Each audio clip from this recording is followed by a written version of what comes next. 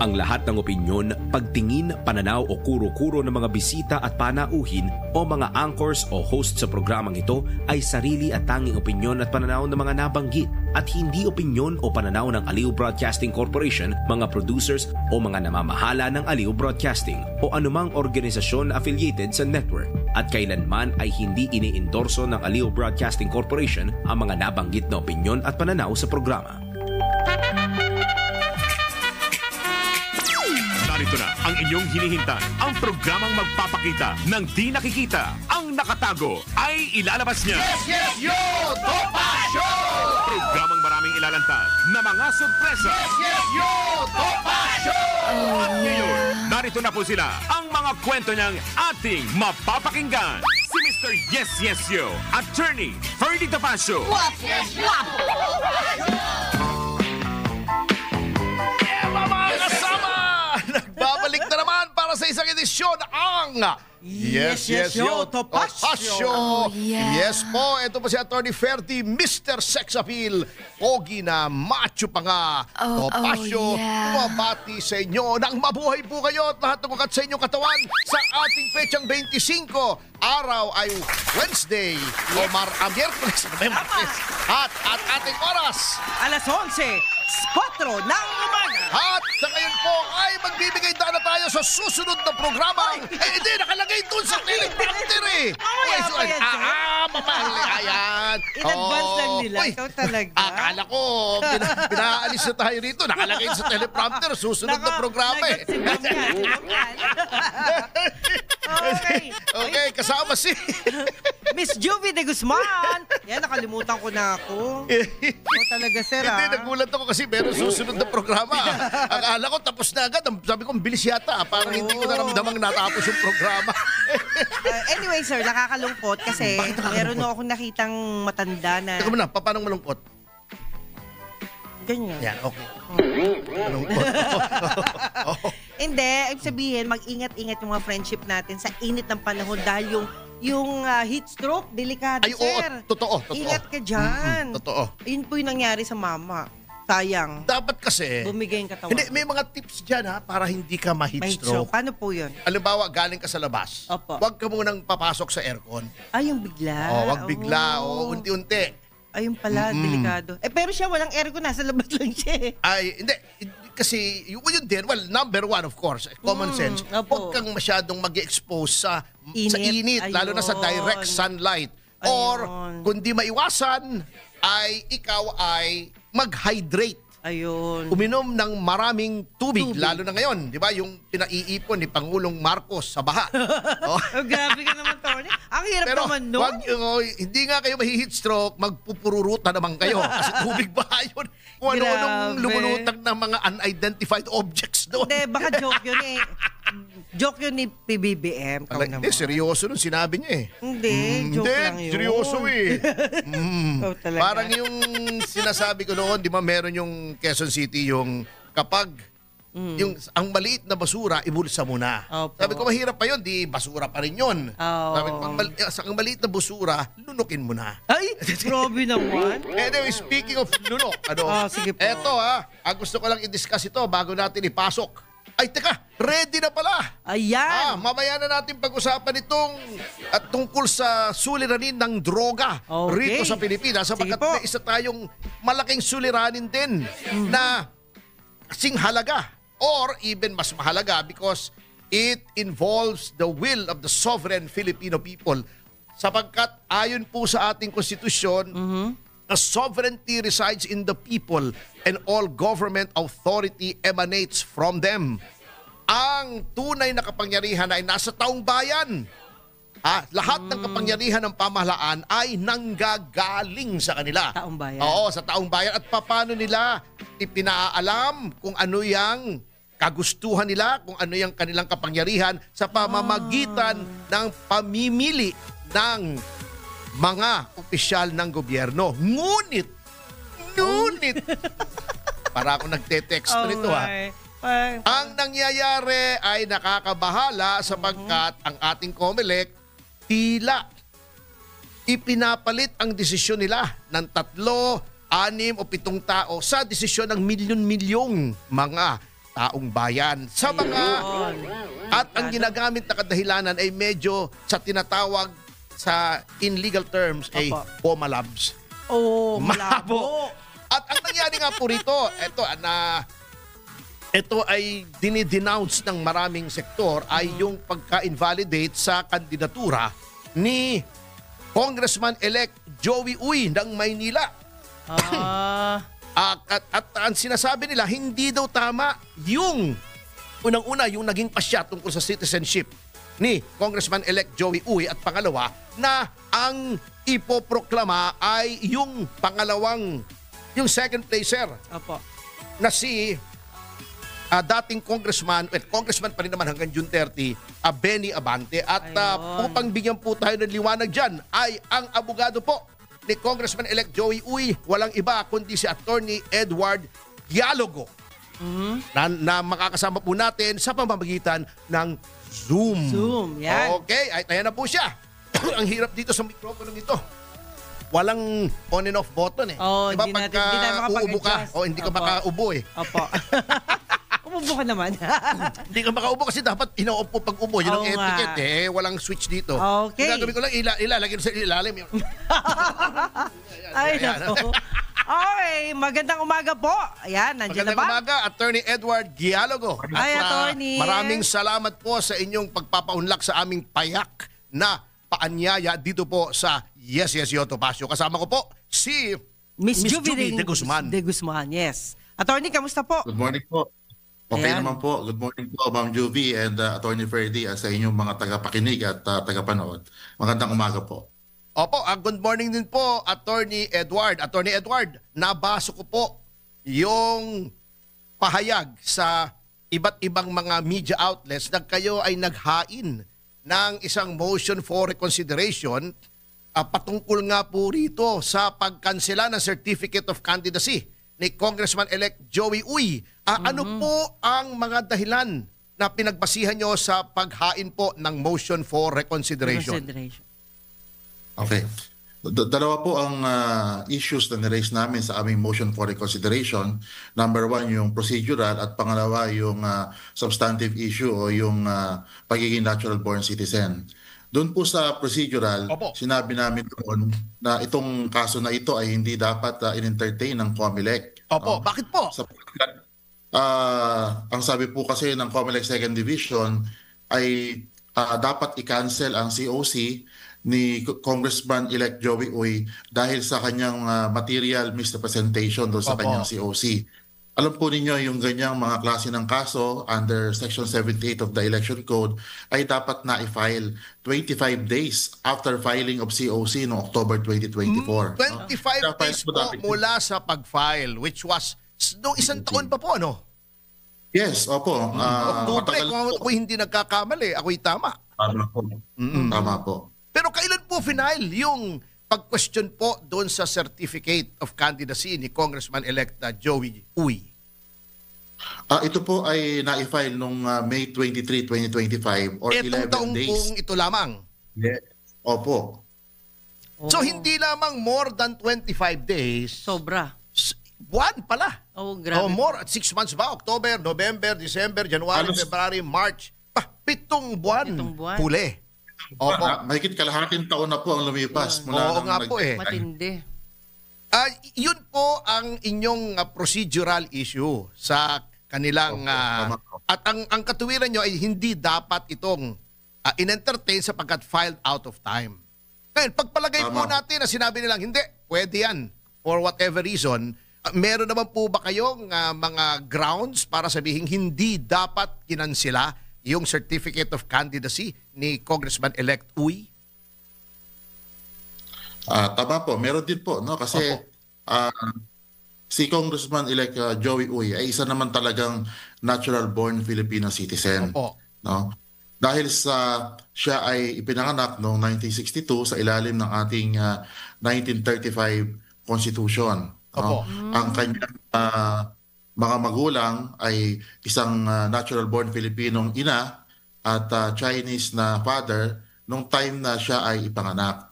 Opo. Sa ilalim ng ating 1935 Constitution, ang kanyang mga magulang ay isang natural-born Filipinong ina at Chinese na father nung time na siya ay ipanganak. Sa ilalim ng ating 1935 Constitution, ang kanyang mga magulang ay isang natural-born Filipinong ina at Chinese na father nung time na siya ay ipanganak. Sa ilalim ng ating kailangan po niyang mag-elect ng Philippine citizenship para siya ay maging Filipino. No? Opo.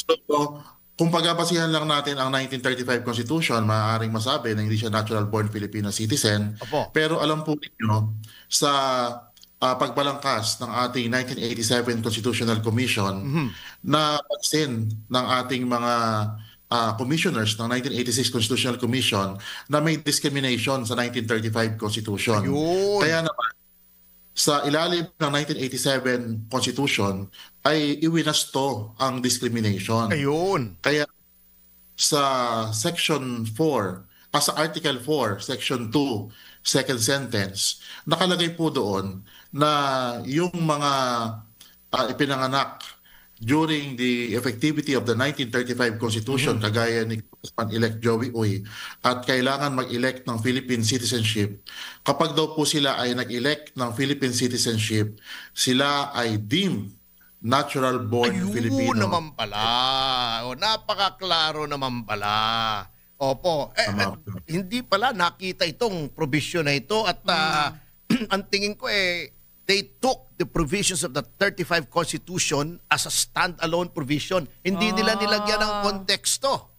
Opo, ang nangyari. Yun din ang sinasabi ko Nakakalungkot naman. Oo, kasi ito ay will of the people. Opo. At dapat talagang tinitignan mo mabuti pag-aaralan mo, otherwise magkakaroon ng gulo. Okay, meron naman pong issue, Attorney Edward, na kung mai-invalidate, meron pong nagkaroon ng kaso, kamakailan lang, April 25, yung Mangundadato versus Comelec.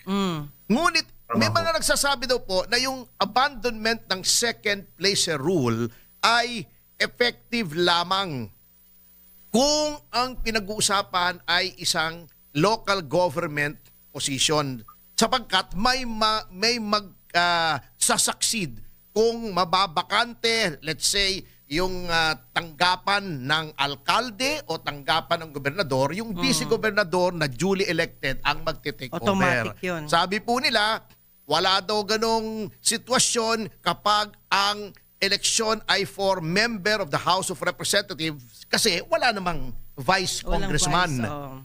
Ano pong stand po ninyo rito sa effectivity ng abandonment ng second placer rule when it comes to membership in the House of Representatives? Yes. Okay.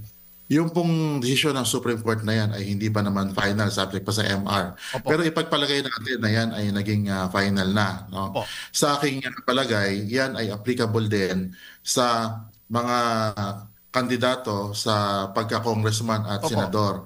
Pagkat ang naging dahilan po ng ating kataas-taasang hukuman sa desisyon na yan ay wala pong batas na nagsasabi na maaaring i-declare na panalo ang second placer kapag na-cancel ang OC ng first placer. Wala pong ganong batas na nagsasabi. At marami pong mga dating desisyon ng Korte Suprema kung saan sinasabi na sa eleksyon, hindi lang naman pagpili ang ginagawa ng taong bayan.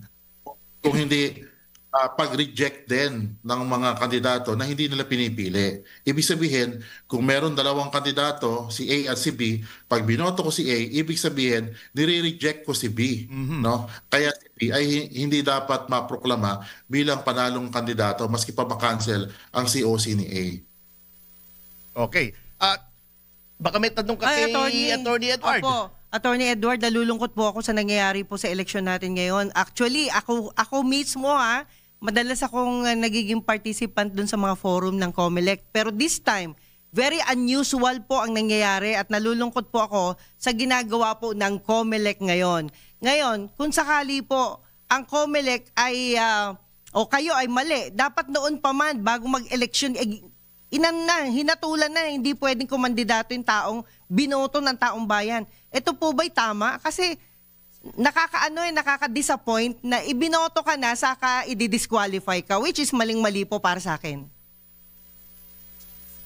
Attorney Edward. Tama. No. Kaya po merong deadline ang ganitong klaseng mga petisyon 25 para days. masigurado na madesisyonan bago mag-eleksyon. Pero dito po nakakalungkot Over na sapagkat i-final Over na po, Ayan na, tama. over na 11 po days after the Ay, ayaw ko election, manira matapos to. ng taong bayan. Yun Ay. nga, oo. Ngayon po, may hearing na po bang in-schedule ang ating COMELEC para sa inyong motion for reconsideration para sa bank? Wala pa po ini-schedule na hearing, pero kanina po, nag-file kami ng motion to set the case for hearing Opo. sapagkat maraming mga factual issues dito na kailangan talakayin. No? At matatalakay lang yan sa isang hearing. So, sana po ay pakinggan ng COMELEC ang aming motion for hearing at mag-set ng hearing sa kasong ito. Hypothetical po, Attorney Edward, kung hindi po na-resolba ang issue na to at dumating na po ang noon of June 30, ano pong legal implications with respect to that particular district ng City of Manila pagdating sa membership sa House? Okay. Sa ngayon po kasi, ang desisyon ng Second Division na nagkakansela sa COC ng aking kliyente na si Congressman-elect Joey Uy ay hindi pa naman final and executory. Opo. Sapagkat nasa 1987 Constitution din po yan na ang desisyon ng COMELEC Division ay maaaring iakyat sa COMELEC NBank. No? Hindi pa ho yan executory, hindi pa ho yan final. Kaya hanggang ngayon, effective pa rin po ang proklamasyon ni Congressman-elect Joey Uy. Kaya naman, kung hindi magkakaroon ng resolusyon ang kasong ito, pagsapit ng 12:01 ng June 30 sa Lunes, siya ay magiging ganap ng member ng House of Representatives. Ayun, opo. Ayun na, tama. Ngayon, hypothetical din po. Halimbawa, naging final po, nagdesisyonan ng bank, ng COMELEC, pumunta, hypothetical lang naman po ito, pumunta kayo sa Supreme Court for a TRO po, ngunit hindi nag-grant. Ano pong mangyayari? Si Congressman Abante po ba ang magiging congressman for that district o bakante po yung Posisyon. distritong yon para sa House of Representatives? Alam niyo po, Attorney Ferdy, sa totoo lang, wala akong maisip na senaryo na magiging final ang desisyon ng COMELEC NBank sa kasong ito bago mag-June 30. Sapagkat nakalagay din po sa COMELEC Rules of Procedure na kapag nagdesisyon ang COMELEC NBank, si Kong Joey Uy ay merong 5 araw para kumuha ng TRO sa Supreme Court. Ayun.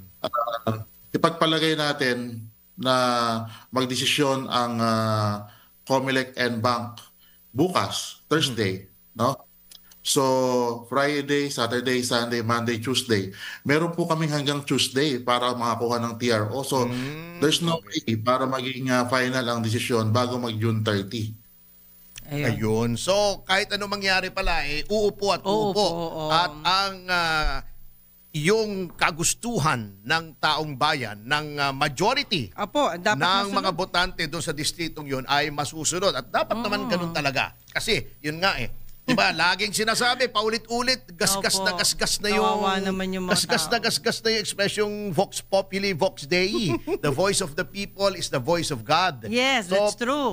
So pag hindi mo, ibig sabihin, by the application of simple logic, since the voice of the people is the voice of God, Yes. pagka hindi mo sinunod yung voice of the people, demonyo ka.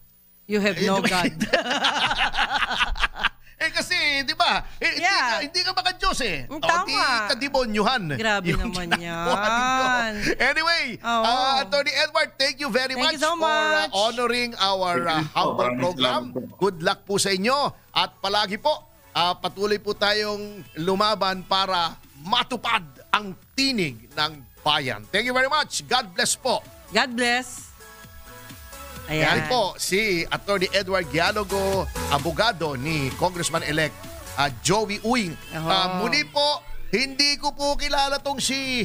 Attorney. Hindi, kilala ko si Attorney si Sir Dialogo. Joey. Oo, Hindi mo si kilala. Joey Uy, hindi ko kilala yan. Oh. Hindi ko alam nga ko. Hindi ko naman masabing hindi ko nakilala kasi minsan sa mga party medyo pinakikilala sa'yo, Opo. nakakalimutan mo na. Pero wala po akong manok dyan sa distritong yan. Ibig sabihin, di mo kinakampihan. Bagamat binabatikos natin si Benny Abante, pero inahayaan na natin yung mga taong bayan kung gusto pa nila o hindi.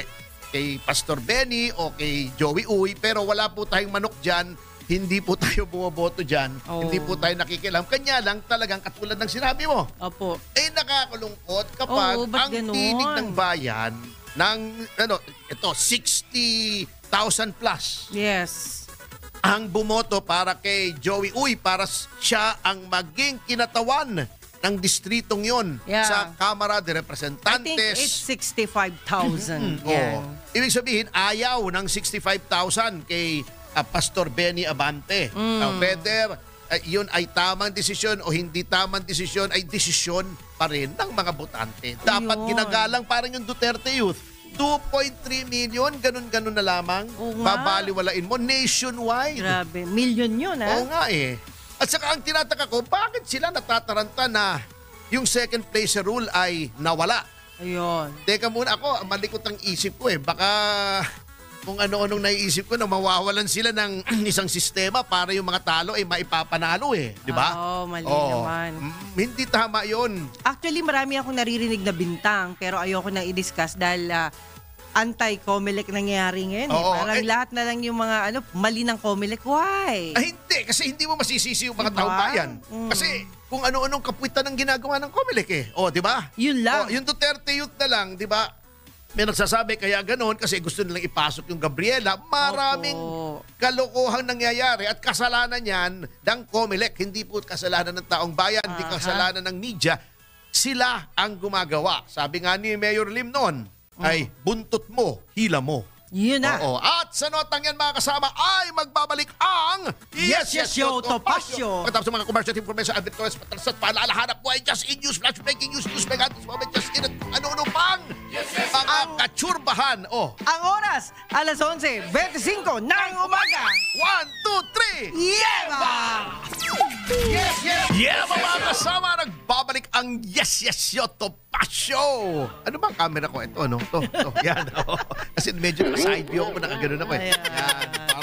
Yan. Parang, Paul Salced, parang erap. Ayan na. Nagbabalik ang Yes, Yo, Topacio sa oras na Alas 11:34 ng ng umaga. umaga. Ako ni Ferdy Topacio. At Miss Juvie de Guzman. At siyempre, sa ating pagbabalik ay narito na tayo sa ating paboritong porsyon. Porsyon. Na Ay, wala si winner eh. pinamaganto.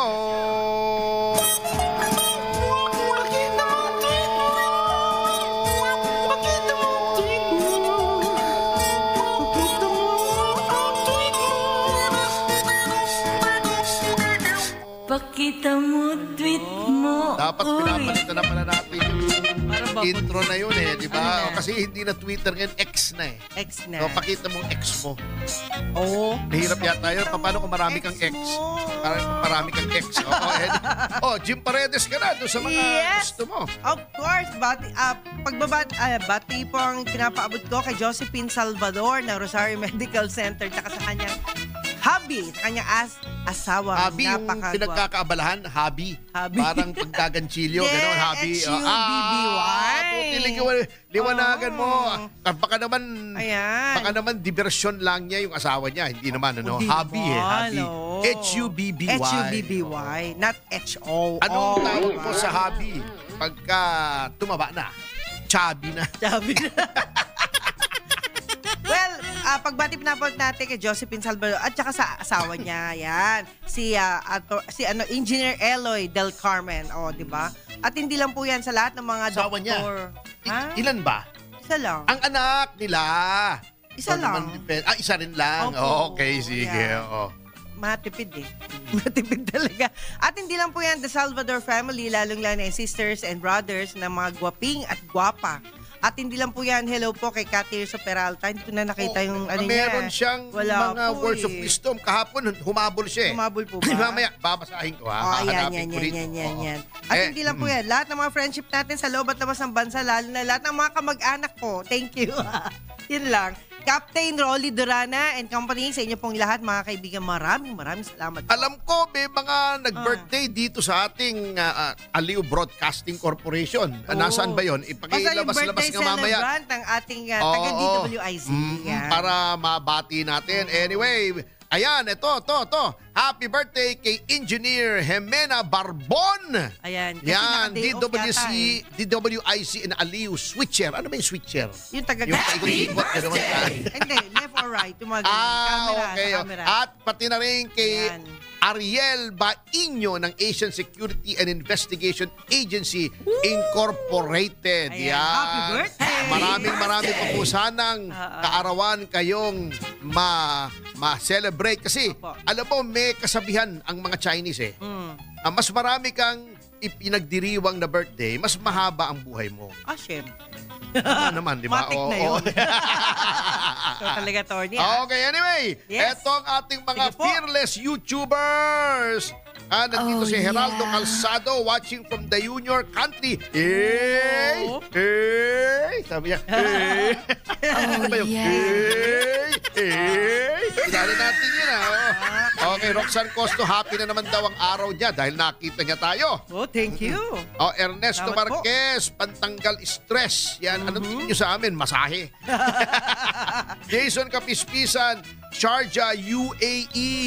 Si Stella okay. Camacho naman from Butod Country. Ayan. Ayun. Ano ba yung Butod Country? Kami yatang malalaki dyan doon ha. Federico Balanon. Sir, mukhang nakalimutan na po yung Bicam. Na-divert na naman tayo. Ayun na nga ang ginagawa nila, yung GAA. And meron tayong discussion dyan mamaya. Oy, sabi ni Marites Canque, yung grandson daw niya, si Zaki, ay 6th birthday today. Shout out natin si Zaki. 1, 2, 3. Happy birthday, Zaki! Yan. Bel Santos narito rin. Rax the Pogi, good morning daw. Yeah ba?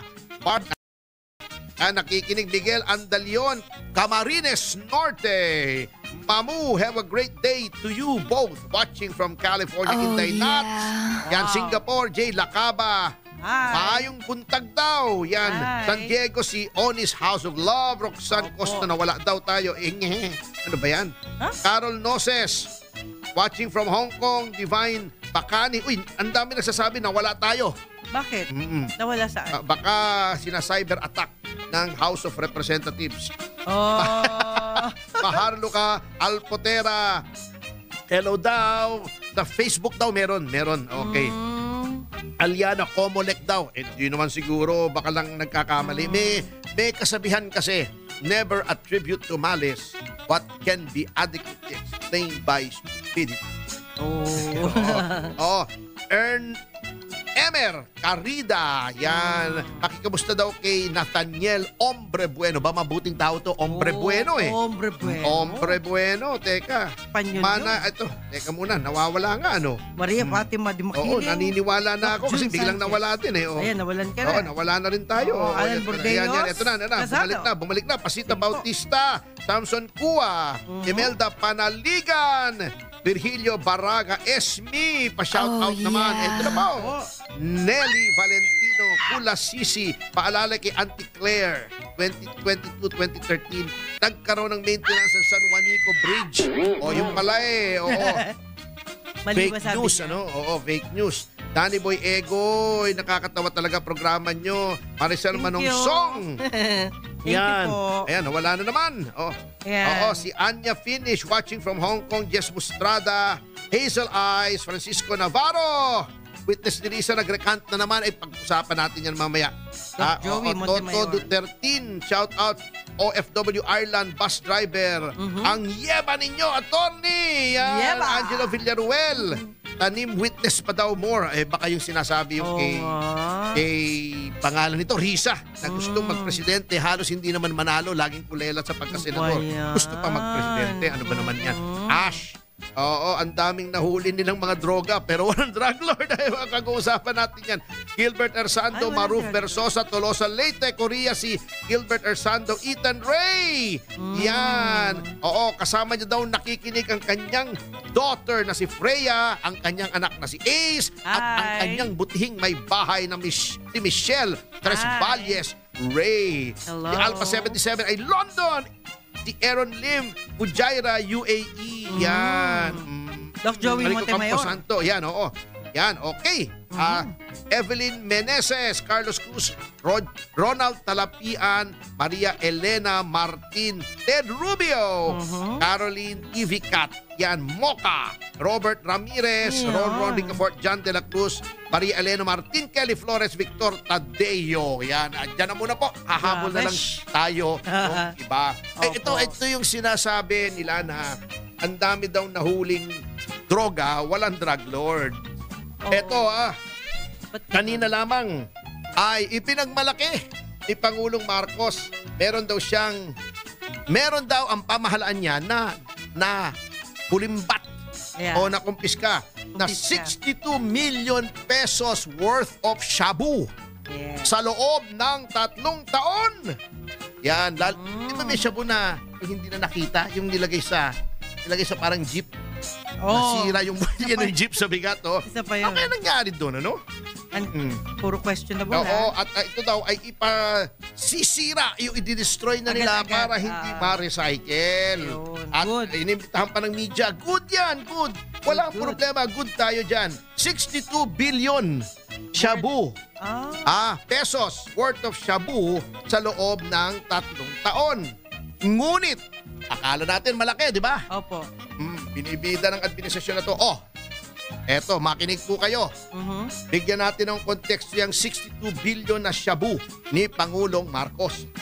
Ayon po sa International Narcotics Control Strategy Report, Yes. nagaling ang datos sa mismong PIDEA po natin. Ang kalakal sa droga, bawat taon sa Pilipinas ay from 6.4 to 8.4 billion dollars kada taon. Okay. Magkano yan kada taon? 21 billion pesos kada taon. Yan, okay. Diba? 21 billion, ibig sabihin, i-times 3 mo. Sa 21? 21 billion. 63. Oo, hindi. Nasaan ba yung... May computation ako rito eh. Kung 8.4 billion, teka, balikan po natin yan kasi kailangan ng math. Mahina ako sa math kasi kaya nga nag-aaral ako ng law eh. Pero tingnan natin may number. Diba 62 billion ang nakulimbat. I-compute po natin yan. Kasi 62 billion sa loob ng isang taon. Opo. Sa loob ng 3 taon, ibig sabihin 21 billion ang nakumpiska ng ating PIDEA. ng ating buong administrasyon. Gobyerno. Tignan natin po kung anong porsyento yung 21 billion pesos annually sa 8.4 billion dollars. Ay, Dollars ang trade ng droga sa Pilipinas, 8.4 billion dollars. Ang nakukuha ng gobyerno, nakukumpiska 21 billion pesos annually. Tingnan po natin. Sa pagbabalik ng Yes, Yes, Yo, Topacio. 1, 2, 3, Yema! Ang oras, alas 11:45 ng umaga. Mga kasama, nagbabalik ang Yes, Yes, Yo, Topacio ating oras. Alas 11:48 ng umaga. Attorney Ferdy Topacio. At Juvie de Guzman. At ipagpapatuloy po natin ang ating pag-aaral. Yes. Ay, nagte-text ko eh. Di ba sinabi ko kanina? Tama. Iniyabang ng ating pamahalaan na nakumpiska daw nila sa loob ng 3 taon ay 62 billion pesos worth ng shabu. Okay. Yan ay pumapatak na kung i-divide mo by 3, ang average ay 21 billion pesos annually. Ngunit, sinabi na po ng International Narcotics Control Strategy Report na ito po ay base na rin sa ating sariling PIDEA o Philippine Drug Enforcement Agency na nagbigay ng datos sa kanila. Noong 2010 pa ito 2010 pa ang latest na datos ay 6.4 to 8.4 billion dollars kada taon ang kalakal sa droga. Okay, tignan natin anong proportion ng 62 billion na shabu na nakumpiska sa loob ng 3 taon o 21 billion annually, anong epekto nito sa drug trade? Okay, sa 8.4 billion na ating i-convert into pesos, itong 8.4 billion dollars, patay sa latest na value yung exchange rate. Bawat taon ay ang ganito po kalaki ang kalakal ng droga sa Pilipinas. 478 billion Laki naman. pesos kada taon. Kada taon. Kung inyo pong i-multiply by 3 sa 3 taon, hindi po nagkasya nga rito sa aking calculator. 1 trillion 434 million Wala, trillion pala a billion pesos. Trillion ang drug trade. Ipagmamalaki mo, nakakumpiska na ka ng 62 billion in 3 years. Ang nakumpiska mo, 21 billion a year.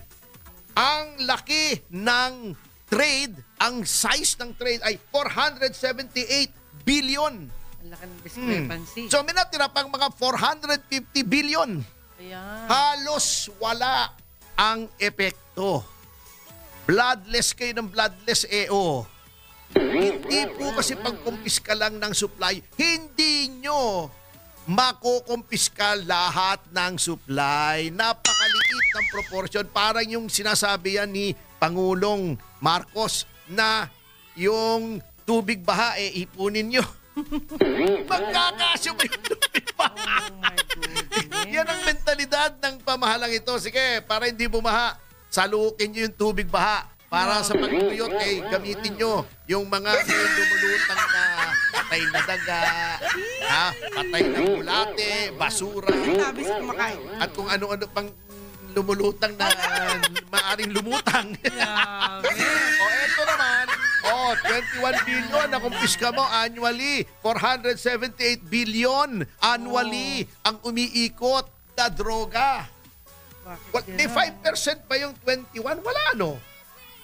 Ang 10% ng 478 billion ay 47.8 billion, 10%. So, mga 20, ayun, mga 5%. So, may 95% pang natitira na droga na umiikot. Ito na, alala ko tuloy yung sinabi ni Pangulong Marcos, di ba? Kung anong plano niya sa droga. Sabi niya, bahala sila. Talaga namang yung droga, meron na silang ina-allocate dyan for losses. Ano ba yan? Siguro 5%. Bali wala yung nakumpiska ng gobyerno. Yun talaga ay nakalagay na sa libro, kumbaga, doon sa books of account ng mga drug pusher na bad debts. Parang bangko, di ba? Opo. Sa accounting, pag ikaw ay nasa financing, lagi ng standard sa bookkeeping na 5% ay bad debts. Ibig sabihin, mga utang na hindi na makokolekta. Ito rin yun. So, ibig sabihin, Pangulong Marcos, ang nakumpiska mo ay yun lamang mga droga na willing yung mga drug lords na itapon. Yun ay naka-factor in na sa kanilang equation na yon ang mawawala sa kanila. Ready na po silang mawala yon. Kahit mawala yon, buhay na buhay po sila. Kasi 478 billion pang natira sa kanila. Kinumpis kami yung 21 billion, epekto. Kaya anong nangyayari sa atin? Yun ang problema lang. Hindi kasi nakikita ni Claire Castro yung 478 billion. Baka hindi siya marunong bumilang ng ganung kataas. At hindi siya nakikita pag lumalabas siya sa bahay niya kasi syempre hindi naman po siya naglalakad sa bahay. Hindi naman siya nagtatricycle, hindi naman siya nag-jeep, hindi naman siya nagbabas. Na yung sinasabi noong ating kapulisan na normal lang magshabu yung mga bus driver para ma-extend yung working hours. Di ba? Walang tulugan. Naman, ano mangyayari doon sa 62 billion na shabu mo? In just 3 years. In just 3 years ka pa. In just 3 years. In just 3 years, 1.4 trillion ang droga. Ano yung 62 billion kontra sa 1.4 trillion? Kakulangot lang yun. Huwag yung pagyabang yan. Nakatakot naman, attorney. Itong problema nga rito kasi sa mga tao rito sa ating pamahalaan o katulad niyan si Rizzo Ontiveros. Diba, may lumabas na witness na siya daw ay binayaran para siya ay mag-testify kay Apollo Kibuloy. Laban kay Pastor Apollo Kibuloy. Alam niyo po, hindi na po ako nagugulat dyan eh. Kasi ako personal, may nakausap kami na mga witnesses na binayaran. Sinasabi nila na binayaran sila ni Riza Ontiveros. 2 instances, personal. Kausap ko unang-una yung kay Kian. Yung na-convict naman yung mga pulis. At talaga naman kung may kasalanan, karapat-rapat naman talagang ma-convict. May justice Oo, na yun. may justice. Pero noong una, may dumapit po sa amin ni Congressman Jing Paras. Ayan, buhay na testigo ni Congressman Jing Paras. Yung tatay ng isang bata, nagre-reklamo, minor ito ha. Kinuha daw yung anak niya sa kanya nang walang pahintulot ni Riza Ontiveros. So lumapit kami sa CIDG. Kasama namin yung tatay, nagreklamo. Kaya yan, kasama yung isang opisyal ng CIDG, kasama yung VACC o yung Volunteers Against Crime and Corruption, kasama si dating Congressman Jing Paras. Pumunta kami sa Senado para kausapin ni Senator Riza Ontiveros. Natakot yata nung nalaman may CIDG, hindi kami hinarap, wala daw. Sabi noong staff niya. Although, sabi ng mga tao roon, nandun daw. Hindi na namin pinili, siyempre. Ayaw naman nating bastusin yun, senador yun eh. Senator of the Republic. That's number 1 ha. Number 2, yung sa Farmally. Diba, hinarap namin sa media. Yung isang witness na sinabi, binigyan siya ng pera, binigyan siya ng e-bike ni Riza Ontiveros sa pamamagitan noong abogada na connected kay Riza Ontiveros, miyembro ng kanyang staff. Ayan, nasa akin pa yung video. Nandyan pa rin sa online yung testigo yun, yung video ng testigo.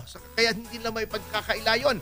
Yung kay Kian, nandyan pa rin po online pag ni-research nyo. Kaya etong lumabas pong testigo na nagsasabing binayaran na naman siya ni Senator Riza Ontiveros para magtestigo laban kay Pastor Apollo Kibuloy, strike 3 na yan kay Riza Ontiveros. Oo. At huwag niyong sabihin hearsay o patay lamang sa mga media reports yung aming sinasabi. Sapagkat personal po, nakausap ng inyong abang lingkod, yung tatay ng minor na kinuha nung grupo ni Riza Ontiveros. Pati yung sa Farmally, kausap ko po, nandoon po ako nung binivideo yung kanyang testimony. Nandoon po ako. Kaya, etong pangatlo, hindi ko alam ito. Nakita sa media. Pero ako'y naniniwala sapagkat because of pattern sa batas, sa law on evidence, admissible yung mga previous acts to prove pattern. Halimbawa, ikaw ay inakusahan na binubugbog mo yung asawa mo. O yung binubugbog mo yung girlfriend mo. Paglalabas ng dating girlfriend mo na sinabi, nabugbog din po ako. Hindi yun pwedeng ebidensya na guilty siya na binugbog niya yung kasalukuyan niyang girlfriend. Pero evidence yun to show pattern of behavior. At ang pattern po ng behavior ni Riza Ontiveros ay talagang mahilig po siyang magbayad ng testigo. At dapat po yan ay imbestigahan ng Ethics Committee ng Senado. At siguro may papayo ko dito sa abogado ni Pastor Kibuloy na naghain ng Ethics Committee complaint pagdating ng 20th Congress doon sa Senado. At sasamahan ko po siya kasi kailangan na pong tumigil itong ginagawang ito ni Senator Riza Ontiveros. So, at saka, Riza, demanda mo ako ng libel para mailabas ko yung mga testigo na nagsasabi na binayaran mo sila. Andyan pa rin yan. Riza, sige, banatan mo ko. Mag-upakan tayo. Bago may sasabihin pa sila, kaya daw tinitira, inuupakan ng iba si Riza Ontiveros, threat daw kay Sara Duterte. Sa 2028, si Sara Duterte po, naka 33 million votes. Si Riza, both times, natalo pa nga yan sa Senado di ba? Both times na nanalo siya, ulelat siya. So anong threat ang pinagsasabi nyo? Pero attorney, God willing na lang kung sino ang maupo. Doon tayo maghintay. Pero dapat malaman natin ang karakter ng mga gustong magpangulo. Yun na, tama. Fair game, even Sara Duterte, yung history niya is fair game. So with Riza Ontiveros, so with any other prospective presidential candidate. At sa notang yan mga kasama ay magbibigay daan na tayo sa isang taong hindi nagbabayad ng witness. Puro katotohanan lamang ang Yes. sinasabi. Walang iba kundi si Bossing Drew Nasino sa programang Balitang Bayan. Abo, galing ng boses. At dahil po dyan, hanggang bukas po ay nag-iiwan na po kami ng mga katagang susupil sa inyong pagnanasa Kikitil sa inyong mga kasalanan. at titimo sa inyong kaisipan na Huwag makiki-appeal! 1, 2, 3, Yeba! yes, yes, yo! Topacio! Bye. Si Mr. Yes Yes Yo, Attorney Ferdy Tapasio.